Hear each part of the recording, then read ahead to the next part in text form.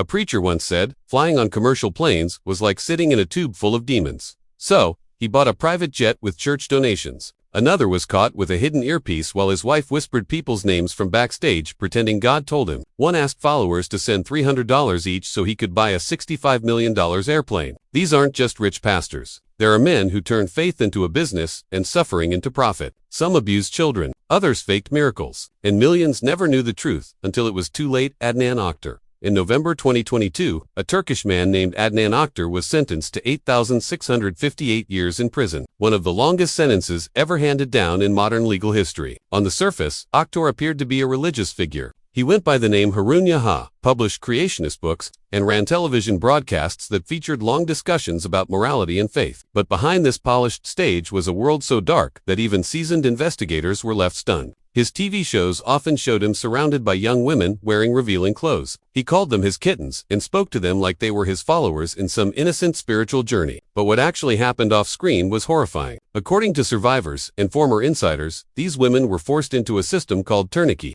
where they were passed around and sexually abused by male members of the cult. Refusing wasn't an option. Women were told that submitting to this abuse would bring them closer to God. They were groomed, brainwashed, and then trapped inside the organization. The police finally raided Oktar's mansion in July 2018 and arrested over 200 of his followers. What they discovered was more than just abuse. His network was involved in espionage, torture, blackmail, and data gathering on politicians and celebrities. All members were required to give up their money to the group and were only allowed to spend it for medical emergencies. No one could leave. If someone tried, the group used threats, blackmail, and even physical force to keep them from escaping. It was a prison disguised as a religious family. After a retrial in 2022, Oktar was convicted for leading a criminal gang, abusing minors, kidnapping, torture, and illegal data collection. In October 2024, the Turkish government seized all assets connected to his organization, and in July 2024, the Court of Cassation upheld the sentence, closing the case once and for all. TB Joshua. His name was Tatopa Belologan Joshua,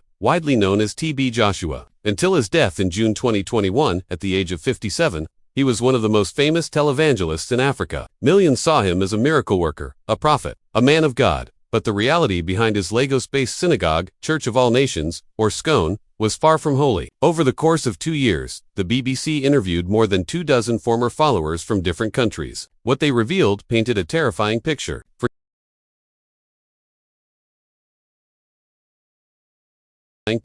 For nearly 20 years, Joshua repeatedly raped female members of his church. One woman from Namibia said he first raped her when she was just 17. She was then forced to undergo 5 unsafe abortions. Others, including British women, spoke about being locked in solitary confinement and attempting suicide while trapped inside the church. They weren't allowed to leave, speak out, or question anything. The physical abuse was also relentless. Disciples were regularly whipped with cables, beaten with horsewhips, and deprived of sleep for days. Some lived like prisoners for more than a decade. They were isolated from their families and convinced that Joshua was the only path to salvation. In total, over 150 people were essentially held captive within SCOAN's walls. Then came the day of the collapse. On September 12, 2014, a guest house on the church's grounds crumbled without warning. It killed 115 people. 84 of them were South Africans who had come to witness Joshua's so-called miracles. A coroner later confirmed the cause: criminal negligence, but Joshua didn't accept the verdict. Instead, he claimed a mysterious aircraft had caused the collapse, offering no proof, only confusion. Adding to the deception,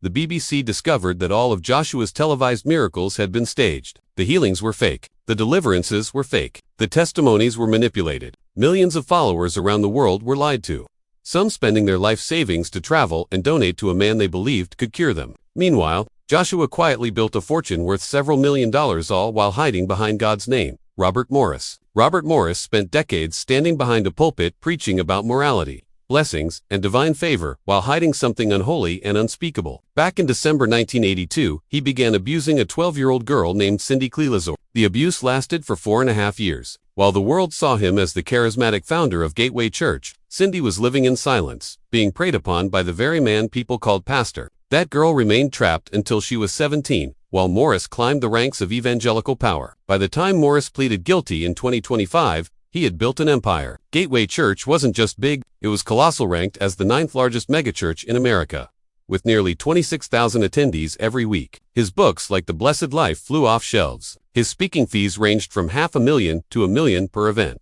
Estimates of his net worth ranged from $10 million to as high as $117 million.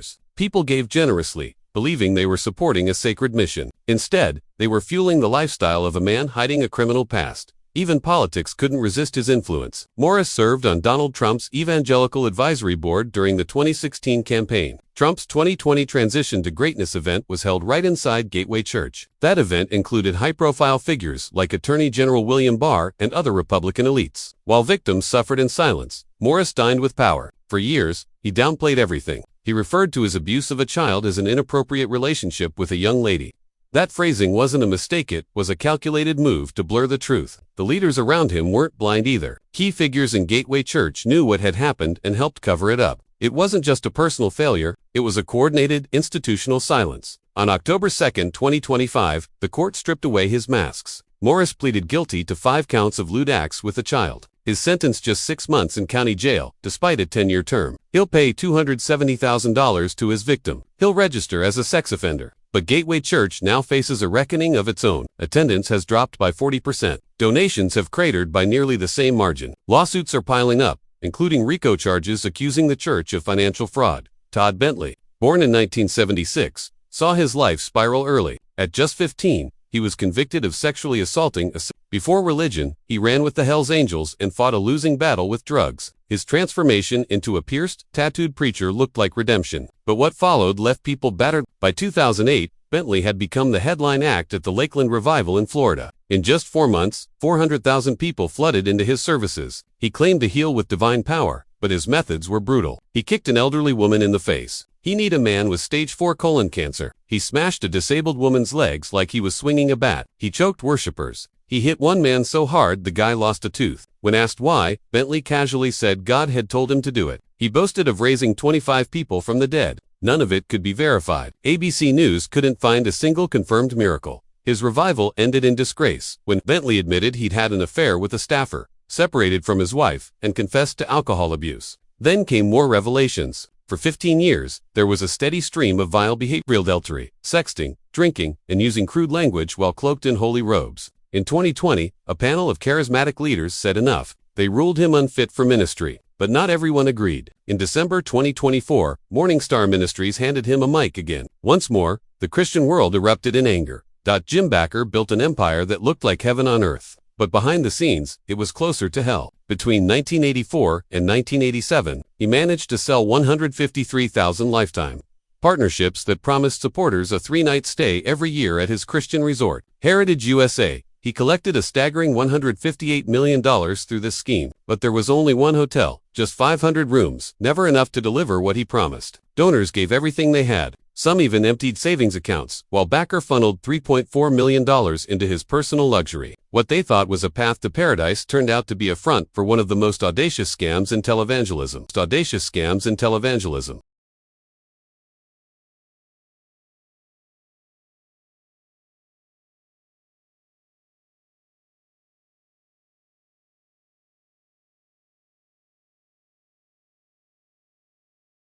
Then came Jessica Hahn. In December 1980, she said Bakker and his associate John Wesley Fletcher drugged and raped her when she was just 21. PTL paid her $279,000 to stay quiet. But it didn't end there. Bakker had secret books to cover up the transaction of betrayal, even more chilling because it used ministry funds. Money given in faith. Then Fletcher dropped a bombshell in Penthouse magazine claiming to be Bakker's male prostitute. He said they had sex at least 3 times and accused Bakker of asking him to bring young men backstage after broadcasts. In 1989, justice finally caught up. Judge Maximum Bob Potter sentenced Bakker to 45 years in federal prison and slapped him with a $500,000 fine. He only served 5 years, but walked out without a shred of shame. Instead of fading away, Bakker returned, this time selling fake cures. In 2020, at the height of the COVID pandemic, he peddled silver solution for up to $300. Promising it could cure coronavirus in 12 hours and wipe out HIV. The FDA issued warnings. Missouri's attorney general sued him, but Bakker just kept pushing his miracle snake oil to desperate people looking for hope. Jail didn't stop him. Public shame didn't stop him. And somehow, neither did the law. At the height of his fame, Jimmy Swaggart's ministry was worth $141.6 million. He had the country in his hands until February 16, 1988.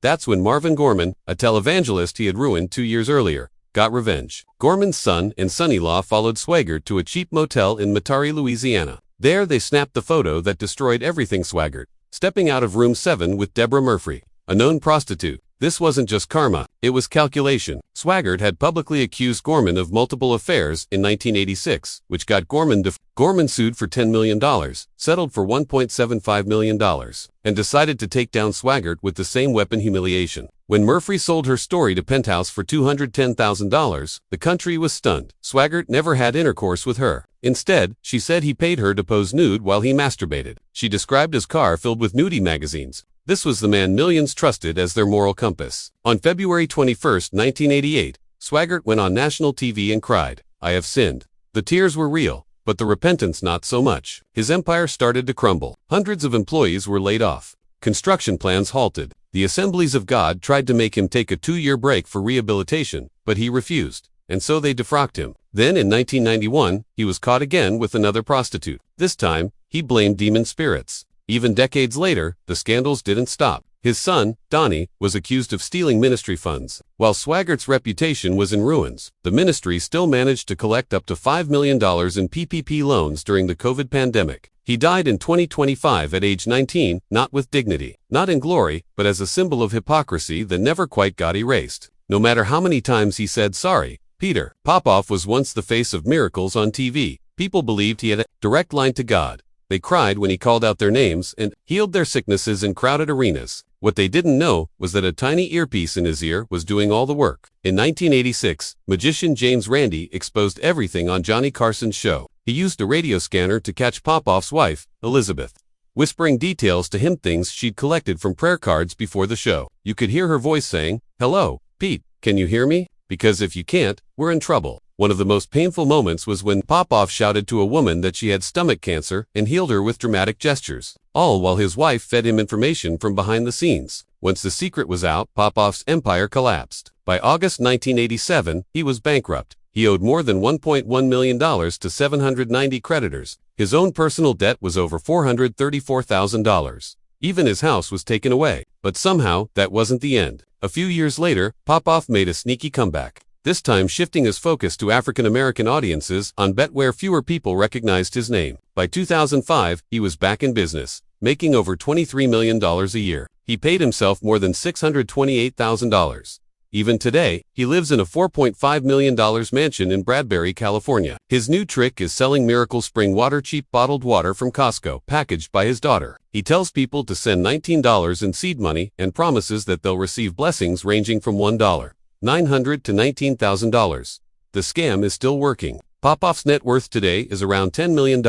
He keeps getting exposed, but he never stops. Robert Tilton was another TV preacher who pulled in millions. At the height of his fame, he was making $80 million a year from his success in life ministry. People mailed him letters begging for help, asking for prayers, and sending money. But in 1991, ABC's Primetime Live revealed something horrifying. Tilton's team was throwing away the letters and keeping only the cash. Investigators from the Trinity Foundation found piles of these prayer requests in dumpsters behind Tilton's bank and his lawyer's office, not just once, but on 14 different days in 1 month. A woman named Patricia Moore, who worked at the mail center in 2001, confirmed the nightmare. She said they were told to sit down with a letter opener, take out the money, and throw the rest away. The letters were heartbreaking. People were dying. They couldn't afford food. Their kids had cancer, and all of it was trashed. While people were suffering, Tilton was living large. He owned a 12,000 square foot mansion in Miami Beach worth $1.39 million.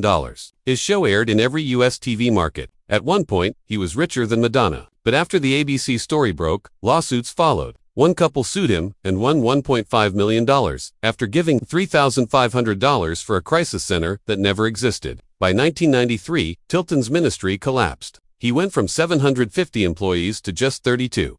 Kenneth Copeland has built a life so unbelievable that even Hollywood would hesitate to script it. He's not just a pastor. He's a billionaire televangelist with a jaw-dropping empire, powered by faith and funded by followers. At nearly 90 years old, Copeland controls a ministry that many say feels more like a corporation than a church. His net worth is often reported as $300 million, but some insiders whisper it could be closer to $1 billion. The symbol of his extravagant lifestyle, a collection of private jets worth over $17.5 million.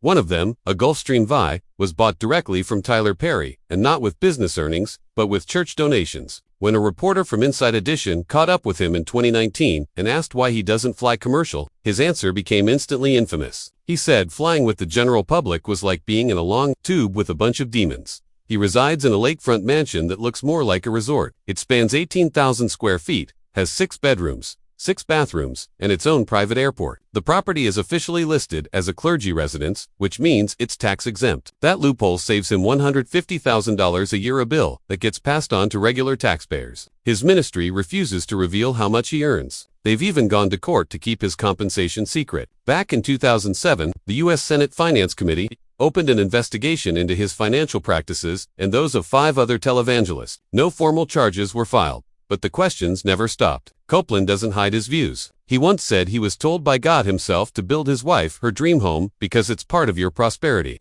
This belief that wealth is a sign of divine favor lies at the core of his message. Millions of followers send donations believing their own blessings will come if they support his vision. And Copeland has shown no signs of slowing down. Benny Hinn. His entire empire was built on promises of miracles. For years, millions tuned in to watch him heal the sick. But behind the stage lights, the reality was something else entirely. Hinn is worth around $60 million.